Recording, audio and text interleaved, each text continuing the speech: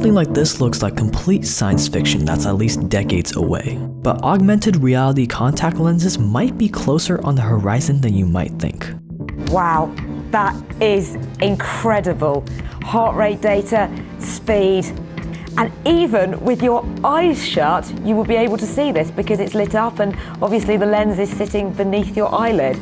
It feels seriously sci-fi. On the fall of 2015, 3 Silicon Valley veterans, with 2 of them having bad eyesight, formed a secretive startup under the cover name Tectus while they worked in stealth mode, not knowing if what they were doing would even be feasible. And as the years went by, they recruited talent from Apple, Amazon, HP, Google, and more to invent something that had never been built before, using technology that was said to have to be called in from the future. Fast forward to January 2020, and the Tectus team came out of stealth mode under their new name Mojo, a startup with over $100 million in funding that promises to elevate humanity's vision with the world's first augmented reality contact lenses as a new player in the trillion-dollar cyborg revolution.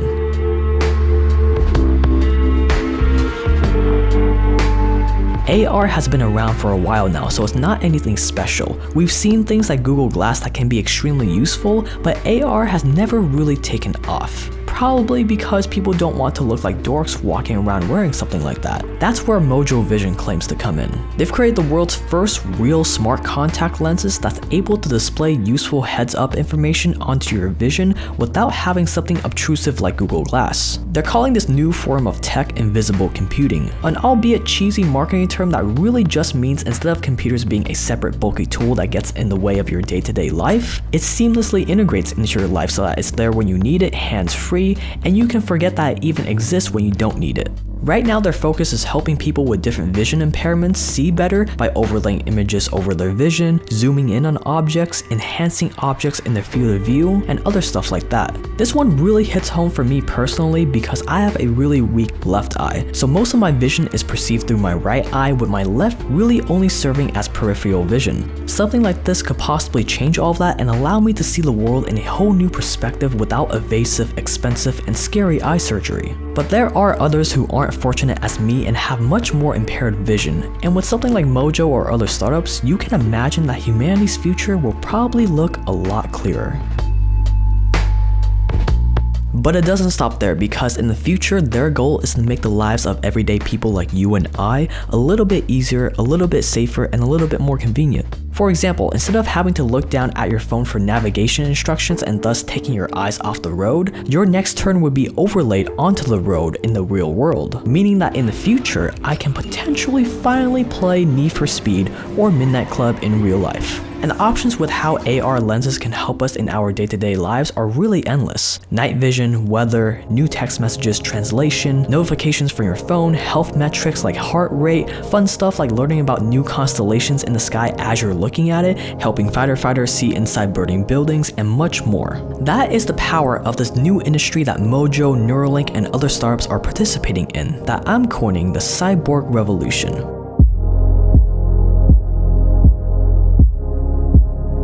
See, humans have different levels of needs that need to be fulfilled in a certain order, and every business works within these different levels. The first level of needs are physiological needs, things that we need to stay alive: air, food, water, shelter, sleep, clothing, all that good stuff. The next need is our need for safety, our personal safety, safety of employment, health, property, etc. And the following levels after that are more high-level concepts that are nice to haves, but wouldn't really matter all that much if you were out on the street, hungry, cold, and jobless. And those are love, esteem, and self-actualization. This is what's called Maslow's hierarchy of needs. And in business, the lower on that hierarchy of needs that you're serving to your customers, the more evergreen and the more bulletproof your industry is going to be. During a recession or a depression, people probably aren't going to be going out and paying their hard-earned money for escape rooms, expensive avocado toast, or indoor trampoline parks, but they'll probably still buy toilet paper. If you're blind or you damage your eyes in an accident, you're probably still going to be more inclined to do business with a company like Mojo, even if money is tight. And this is what I love about companies like Mojo. They're pushing the boundaries of what's possible with humanity by improving the bottleneck of the connection between our archaic biological bodies and the outside world. And the way they achieve this is by providing a new solution to such a basic level human need, such as eyesight.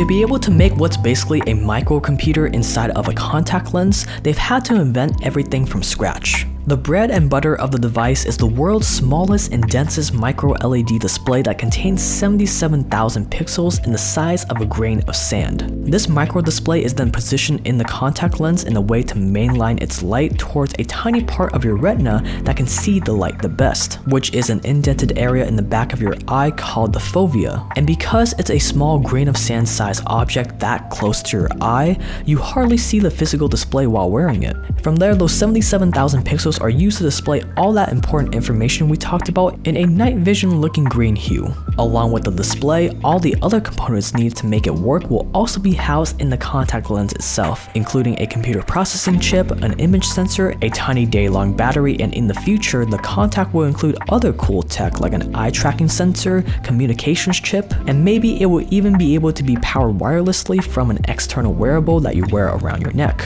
Since it's a contact lens after all, if you already have an eye prescription, that prescription could be built into the contact lens itself so that you get the benefits of both regular contact lenses and smart ones. And just like regular contact lenses, you put it in the morning and then you take it out at night into a cleaning case that also charges it, much like an AirPods case. It's a contact lens. You put it in your eye in the morning and you take it out at night. And we try to provide value to you throughout the day. When you take it out at night, you put it into a cleaning case that also charges the batteries. It's very comfortable, it fits to your eye, it corrects your vision when you wear it. So if you have a prescription, we build the prescription into the lens.